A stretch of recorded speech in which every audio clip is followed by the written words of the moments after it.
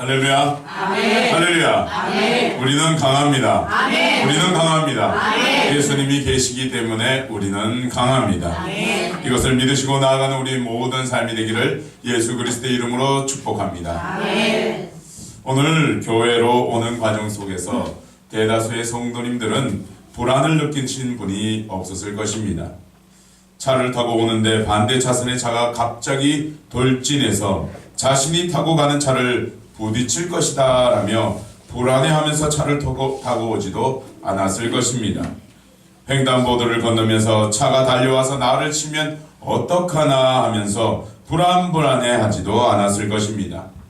그리고 이 건물을 걸어 올라오면서 무너지지는 않을까 불안해하지 않으셨을 것입니다.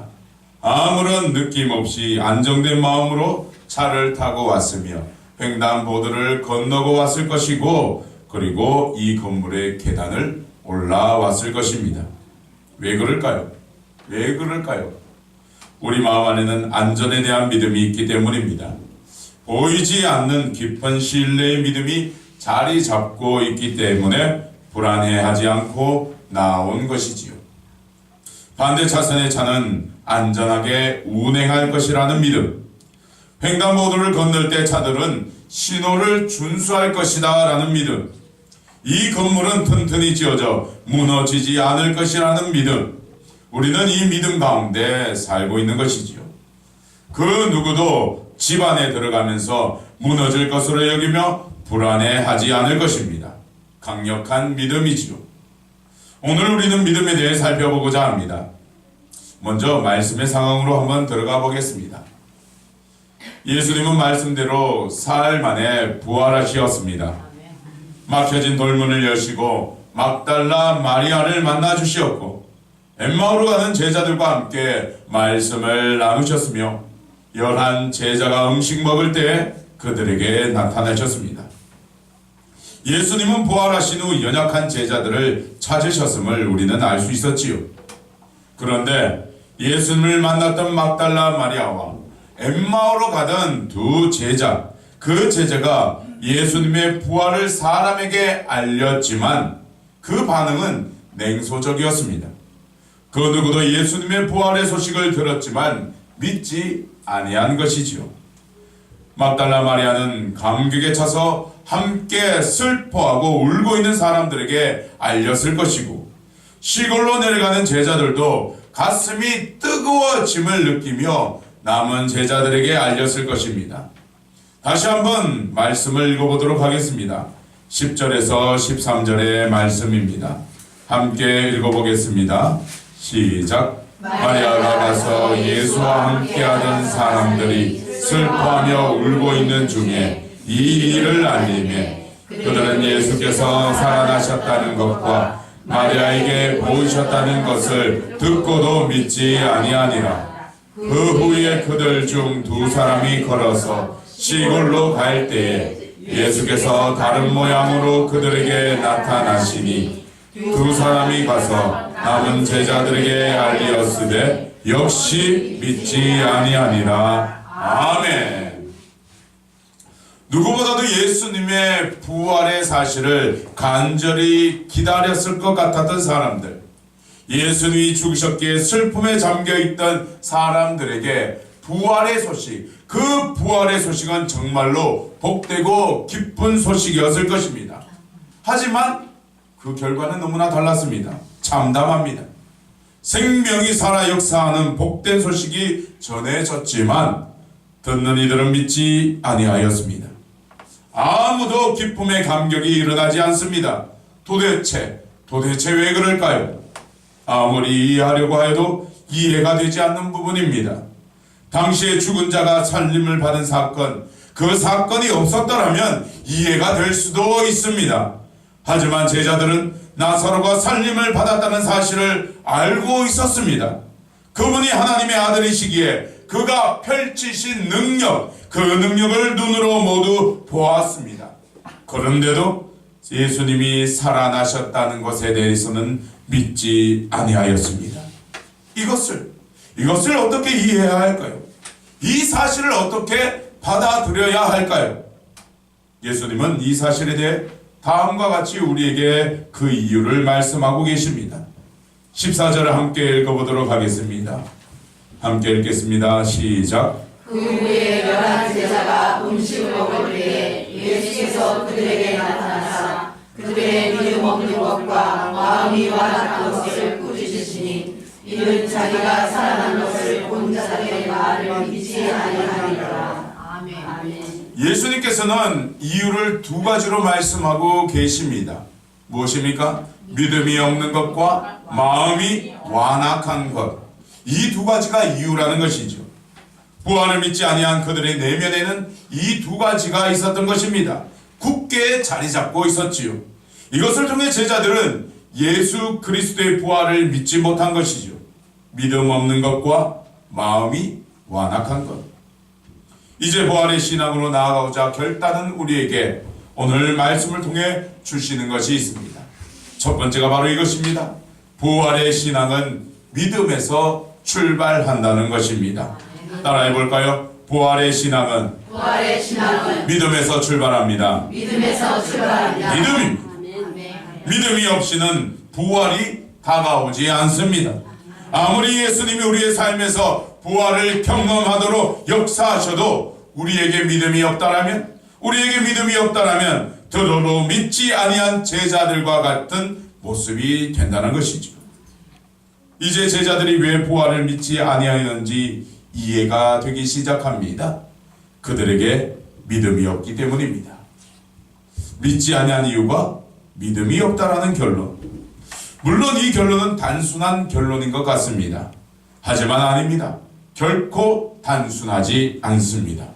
그들은 많은 시간 동안 많은 사건을 경험했음에도 불구하고 그들에게는 아무런 믿음의 쌓임, 하나하나 벽돌을 쌓아 올리듯 세워나가듯 믿음의 쌓임이 전혀 없었다라는 것이지요.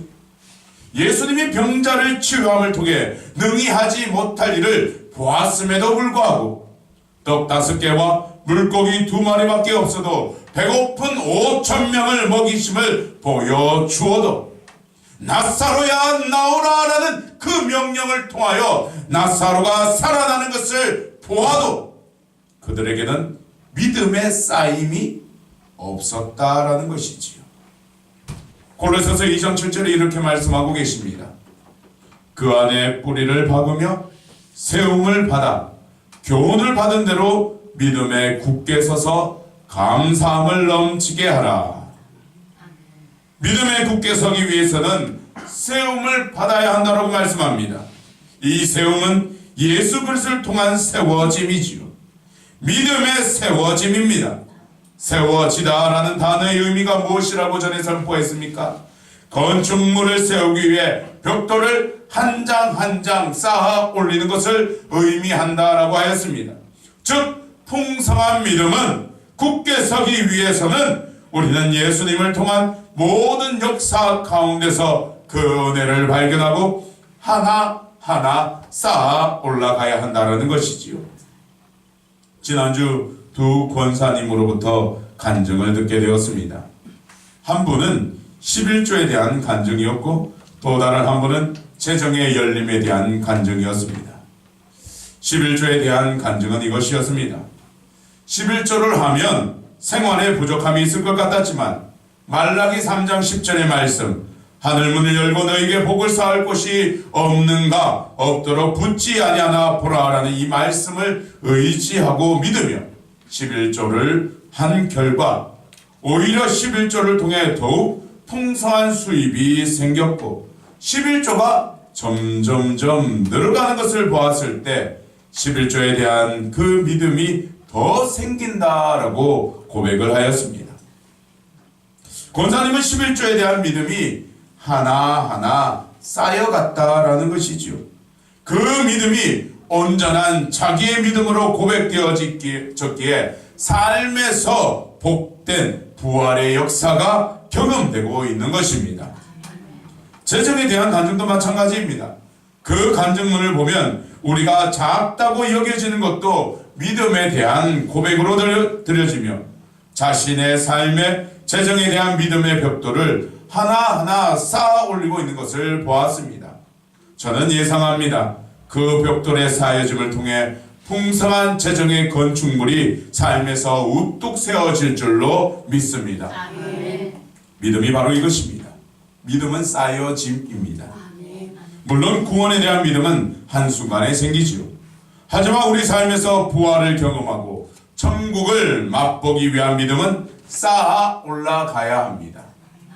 마치 박사가 어떤 사실에 대해 증명하기 위해 각종 자료들을 모읍니다. 하나하나 모으며 그것이 쌓여짐을 통해서 그 사실에 대해 증명을 하듯이 우리도 각자가 믿음으로 고백하는 사실에 대해 증명되기 위한 쌓아감이 우리에게 있어야 하는 것이지요. 범사의 그를 인정하라. 아직 다른 한 분 권사님이 제출하신 간증문은 다음 주에 선포될 것이지만 미리 그것을 살펴본다면 저는 그 간증문에서 귀한 믿음의 쌓임을 보였습니다. 일하다가 10원짜리 하나 주어도 풍년을 허락하심에 대한 증거로 보면서 믿음의 복도를 한 장 쌓아 올리는 모습을 보았습니다.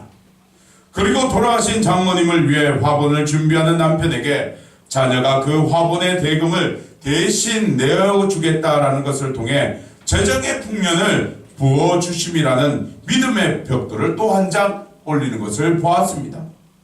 그리고 보험회사에서 갑자기 환급금이 주어진다는 소식을 통해 풍년이 더욱더 열리고 있다라는 믿음의 벽돌을 또 한 장 올리는 것을 보았습니다. 간증에 보듯이 재정은 열리고 있습니다. 물론 이것이 우리가 알지 못하고 느끼지 못할 정도로 아주 사소한 것으로 여기는 수준일지 몰라도 모든 것이 하나님의 은혜임을 고백하며 믿음의 벽돌을 쌓아 올리고 있다는 것이지요. 아마 좀 있으면 우리가 모두 놀라워할 재정의 풍년의 믿음이 그 믿음대로 이루어질 줄로 믿습니다. 제가 읽은 책 중에 스펄전의 표현법이라는 책에서 이런 은혜의 말씀이 나오는 부분이 있습니다. 태양을 보면서 하나님의 은혜를 발견하는 부분입니다. 한번 들어보십시오. 아침에 동쪽에서 장밋빛을 발하는 태양이 땅 위를 내려 비칠 때에도 우리는 발자국 소리를 들을 수 없습니다. 그렇습니다. 새들은 아름다운 노래로 떠오르는 태양에게 무난 인사를 드리건만 태양은 아무런 소리도 없이 가만히 떠오릅니다. 은혜가 사람 속에 들어오는 것도 이와 같습니다. 하나님의 은혜는 속삭이는 숨결 소리도 들리지 않고 들어옵니다. 태양이 떠오르며 발하는 빛은 발자국 소리도 없지만 우리에게 비추어집니다. 하나님의 은혜도 마찬가지입니다. 우리는 주님이 속삭이는 숨결도 들을 수 없지만 우리에게 역사하고 계십니다. 그것을 우리는 발견하고 인정하는 것이 믿음인 것이지요. 보이지 아니하는 것도 보는 것과 같이 바라는 것들의 실상으로 새기는 믿음, 그러한 믿음의 사람이 되기를 예수 그리스도의 이름으로 축복합니다. 아멘. 둘째입니다. 부활의 신앙은 잘 기경된 마음에서 생깁니다. 오늘 예수님께서 책망하시면서 제자들에게 이렇게 말씀하셨지요. 14절 중후반부를 보면 이렇게 말씀하십니다. 마음이 완악한 것을 꾸짖으시니 이는 자기가 살아난 것을 본 자들의 말을 믿지 아니함일러라. 좀 전에 선포된 것이 우리 삶에서 믿음을 세워가고 쌓아가야 하는 것이라면 이것은 믿음이 자라는 것과 같습니다. 잘 자라기 위한 마음의 밭이 완악한 것이 아니라 잘 기경되어 있어야 한다는 것이지요. 쌓아가는 것과 자라가는 것 결론적으로 차이는 없습니다. 믿음이 잘 쌓여가기 위해서 마음의 기경도 있어야 한다는 것입니다. 제자들은 마음이 완악했습니다. 이것은 다른 것을 받아들일 수 없도록 단단하게 굳어져 있는 마음을 보여주는 말이라고 학자들은 해석합니다. 너무나 굳어 있었기에 예수 그리스도의 부활의 소식이 파고 들어가지 못한다라는 것이죠. 마치 말씀의 씨가 뿌려져서도 그곳에 뿌리를 내리지 못하고 말라 죽어버리는 것과 같은 상태입니다. 이런 상태로 살아서는 안 됩니다. 마음의 기경이 있어야 합니다. 주님의 일들을 모두 받아들인다는 열림이 있어야 하는 것입니다. 열리지 아니하면 쌓여짐도 없습니다. 내 마음을 굳게 닫고 하나님의 역사를 밀어내는데 어찌 쌓여질 수가 있겠습니까? 우리의 마음을 기경하십시오. 여십시오. 활짝 열어서 받아들이십시오. 요한계시록 3장 20절에 이렇게 주님은 말씀하고 계십니다. 볼지어다 내가 문 밖에 서서 두드리노니 누구든지 내 음성을 듣고 문을 열면 내가 그에게로 들어가 그와 더불어 먹고 그는 나와 더불어 먹으리라. 믿으십니까? 믿으십니까? 아멘. 예수님은 우리의 마음의 문을 두드리고 계십니다. 우리 마음 문을 두드리고 계십니다. 우리는 그 사실을 알고 열면 되는 것이지요. 믿음은 예수님의 두드림을 그대로 듣고 문을 여는 것입니다. 마음의 문을 열면 주님이 행하시는 모든 것들을 그대로 받아들일 수 있는 것이지요. 문을 열면 내가 그에게로 들어와 그와 더불어 먹고 그는 나와 더불어 먹으리라. 얼마나 복된 말씀입니까? 우리는 열기만 하면 되는 것이지요. 그러면 주님께서 오셔서 우리에게 풍성한 먹을 양식을 주시고 함께 누리는 삶이 되는 것입니다. 이제 말씀을 마치고자 합니다. 오늘 말씀에서 예수님은 제자들의 믿음 없는 것과 마음이 완악한 것을 보시고 꾸짖으셨습니다. 그런데 그 꾸짖는 말씀에 사용된 단어는 이전에는 한 번도 사용한 적이 없는 단어로 매우 강력하게 꾸짖고 계십니다. 그만큼 부활의 신앙이 부활의 신앙에서 믿음이 얼마나 중요한가를 알려주고 있는 것이지요. 예수님은 부활하신 후 연약한 제자들을 찾아가셨습니다. 그런데 그런 연약한 제자들을 향해 꾸짖으셨습니다. 여러분, 연약한 것과 믿음이 없다라는 것은 다른 것입니다. 우리가 세상의 일들을 통해 힘들고 지치고 절망에 놓여 있어서 너무나 연약해졌을 때에도 주님은 우리를 버리지 아니하시고 찾아와 힘과 능력을 부어주십니다. 하지만 연약하다고 다 되는 것이 아닙니다. 연약할지라도 우리에게는 믿음이 있어야 하는 것입니다. 그 믿음이 연약한 우리에게 예수 그리스도의 부활의 능력이 나타나도록 문을 열어주는 것이지요. 사랑하는 평강교회 성도님, 이제 믿음의 문을 활짝 여시기를 소망합니다. 믿음 없음에서 벗어나시기를 소망합니다. 이제 믿음을 받아들이지 않는 완악한 마음에서 벗어나 마음의 기경이 일어나기를 소망합니다. 주님이 계시기에 우리는 강하며 주님이 계시기에 우리는 믿을 수 있습니다. 이번 한 주간 우리는 믿습니다. 우리는 믿습니다라는 고백을 통해 부활의 은혜를 경험하는 모두가 되기를 예수 그리스도의 이름으로 축원합니다. 아멘. 기도드리겠습니다.